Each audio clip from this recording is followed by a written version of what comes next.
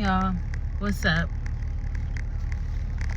I just want to come to y'all real quick and give y'all something that God has given me today while I was at work. Even on my way to work, he's been dealing with me all morning, and I thank God for it. I love when he talks to me.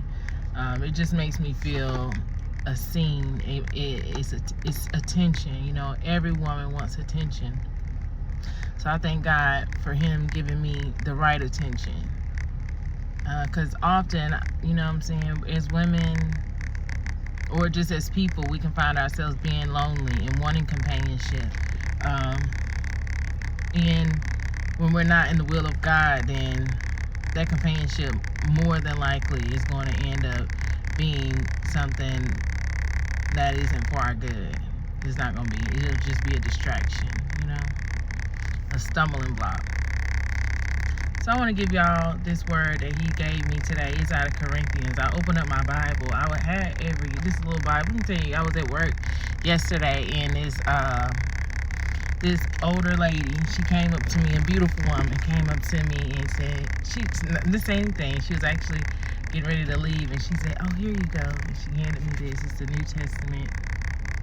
And so thank you so much.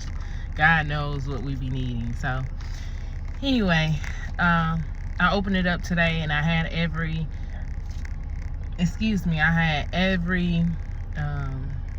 mind to go to Esther, because the message that he was giving me earlier this morning, he was talking about Esther, and I wanted to read more on Esther. So this is what it is. 1 Corinthians 7, starting at verse 13. If any woman has a husband who is an unbeliever and he consents to live with her, she should not divorce him. For the unbelieving husband is made holy because of his wife, and the unbelieving wife is made holy because of her husband. Otherwise, your children would be unclean, but as it is, they are holy. You know, I just feel like he's just... I've been going through a lot of things, and he's really speaking to me, you know, because it's like I've been like, oh, I'm lonely, I feel this way, God, I want, but it's just, so it's like he's just been speaking directly to me, and I want to give this to you guys, because sometimes we can hear like how our morals should be, how we should go about marriage, relationships, divorce, all these things, but let's hear what God has to say. Let's read it for ourselves. And most of these things we've heard from people, but let's be clear. It's nothing wrong with being clear. That's what I want to do. So that's what he wanted to do with me, so why not share? I know he didn't give this just for me. I know what someone else may be going through or looking to betrothed, which means to engage, like be a fiance, and let's hear what God feels about it. That's what really matters. All right. So it said, for the unbelieving husband is made holy because of his wife, and the unbelieving wife is made holy because of her husband. Otherwise, your children would be unclean, but as it is, they are holy. Right? So we sanctify each other when we're married. But if the unbelieving if we allow God to do that, then we do. But if the unbelieving partner separates, let it be so. In such cases, the brother or sister is not enslaved. Okay? If you are married to someone and they're an unbeliever and they leave you, God said, let it be so. In these cases, the brother or sister, meaning the man or the woman, is not enslaved to that marriage any longer. I'm not saying they were enslaved first, but he's just saying, like, you don't have to be a part. You will not be enslaved to something, and this man or woman walked away from you that was an unbeliever. God has called you to peace. For how do you know, wife, whether you will save your husband? Or how do you know, husband, whether you will save your wife? Only let each person lead the life that the Lord has assigned to him, into which God has called him. This is my rule in all the churches. that was so good to me, guys, because me going through certain things, I remember I would, like, recently even telling my husband, like, I'm sorry that, and not saying this is true, how he feels, but this is how I was feeling, you know, and I told him, I'm sorry that me trying to grow is hurting you. Sometimes we get lost, our identity get lost when we're in marriages or relationships, and it's like, still remember, you know, your individuality. So whether or not you're there to save, because, you know, like, we have, as humans, we have this saving complex. Look, I can save him, I can save her. Even get married, I think that's kind of a form of a way of we looking to save each other, because we just want to love and be there and give, you know. So it says, only let each person lead the life that the Lord has assigned to him, into which God has called him. This is my rule in all the churches. Was anyone at the time of his call already circumcised? Let him not seek to remove the marks of circumcision. Was anyone at the time of his call uncircumcised? Let him not seek circumcision. For neither circumcision counts for anything, nor uncircumcision, but keeping the commandments of God. I mean, that's neither here nor there. What matters is you guys keeping the us keeping the commandments of God, right? Each one should remain in the condition in which he was called. Were you a bond servant when were you a bond servant when called? Now this is good, guys. God gave this to me when I was sitting at work, and I was just like, when I read this part, I was like, ooh, I just kept repeating that to myself. It was good, because yeah, you know, trying to save other people will enslave your life. And so don't do that. Don't do that. Like, don't do that. And I'm not saying anyone tried to make me save them. Sometimes we enslave ourselves, you know. So he said, were you a bondservant when called? Do not be concerned about it. But if you can gain your freedom, avail yourself the opportunity.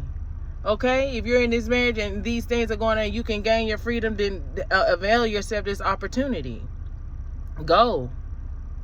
For he who was called in the Lord as a bondservant is a freed man of the Lord. Likewise, he who was free when called is a bondservant of Christ. Okay, meaning if you was, you know, a bondservant, you were a servant when God called you and saved you, you are now free. Who the Son sets free is free indeed. But understand, that means you are a servant to Christ. You are free from this world. You're free from the sins. You know, you are free from your own damnation, as long as you are a bondservant and you submit yourself to Christ. You were bought with a price. Do not become bond servants of men. That's what I kept repeating, y'all. You were bought with a price, Kayla. Do not become bond servants of men. Do not enslave yourself to these people or this world. Remember, guys, we got to remember, we were bought with a price. We were bought with a price. Someone should put that in the comments. I was bought with a price. And a price that nothing on this world and nobody in this world can pay. Christ already paid the price. So, brothers, in whatever condition each was called, there let him remain with God. Now concerning the betrothed. Now betrothed means engaged. I have no command from the Lord, but I give my judgment as one who by the Lord's mercy is trustworthy. I think that in view of the present distress, it is good for a person to remain as he is. Meaning, looking at this world, what we got to go through and endure, it's probably best for us to remain by ourselves, is what the scripture is saying. Are you bound to a wife? Do not seek to be free. Are you free from a wife? Do not seek a wife. But if you do marry, you have not sinned. And if a betrothed, which engaged woman marries, she has not sinned. Yet those who marry will have worldly troubles, and I can testify to that. Okay, And I will spare you that. That's what it said. Yet, those who marry will have worldly troubles, and I will spare you that. This is what I mean, brothers. The appointed time has grown very short. From now on, let those who have wives live as though they had none, and those who mourn as though they were not mourning, and those who rejoice as though they were not rejoicing, and those who buy as though they had no goods, and those who deal with the world as though they had no dealings with it. For the present form of this world is passing away. Meaning this is really the times we're living in. These are the things that's really going on. People with wives acting like they don't have wives. Husbands acting like they don't have husbands. Mourning acting like they're not mourning. Rejoicing acting like they're not rejoicing. Buying like they don't have no goods. That's why he's saying it's like, listen, the time is passing by fast. He said, I want you to be free from anxieties. The unmarried man is anxious about the things of the Lord, how to please the Lord. But the married man is anxious about worldly things, how to please his wife. And his interests are divided. And the unmarried or betrothed, which engaged woman, is anxious how to be and the unmarried or the engaged woman is anxious about the things of the Lord, how to be holy in body and spirit. But the married woman is anxious about worldly things, how to please her husband. I say this for your own benefit, not to lay any restraint upon you, not to hurt you, okay? Not to put no burdens on you, okay? This is to benefit you, but to promote good order and to secure your undivided devotion to the Lord. This is why these things are being said. If anyone thinks that he is not behaving properly toward his betrothed, if his passions are strong, and it has to be, let him do as he wishes. Let them marry. It is no sin. Okay, if you feel so strongly like I gotta have sex with this woman I'm engaged with, okay, go ahead, get married. But whoever is firmly established in his heart, being under no necessity, but having his desire under control, his that means your man, your physical, like, okay, I can control myself. I don't have to have sex, right? I don't have to please myself in that way. And has determined this in his heart, to keep her as his betrothed, his fiance, he will do well. So then he who marries his betrothed does well, and he who refrains from marriage will do even better. I was like, I got such a funny sense of humor, but okay. Because you hear all the things that he was saying. A wife is bound to her husband as long as he lives, but if her husband dies, she is free to be married to whom she wishes, only in the Lord. Yet in my judgment, she is happier if she remains as she is. And I think I too have the Spirit of God. Okay? That's why I'm going to leave that at right now. And I want to just let you, I wanted to just share that with y'all. Y'all tell me what y'all think. I'm not perfect. I'm not claiming to be. I just wanted to share with y'all so we can actually hear it for ourselves. I mean, I read it. I promise. So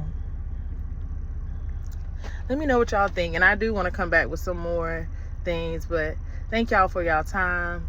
Thank y'all for y'all shares, y'all likes, please. Like I said, I'm not trying to be here to claim I know everything or offend anyone. I just wanted to share with you guys what God was dealing with me about. And I'm still trying to learn, all right? I love y'all. God loves y'all most. Y'all take care. And like I said, subscribe. Bye.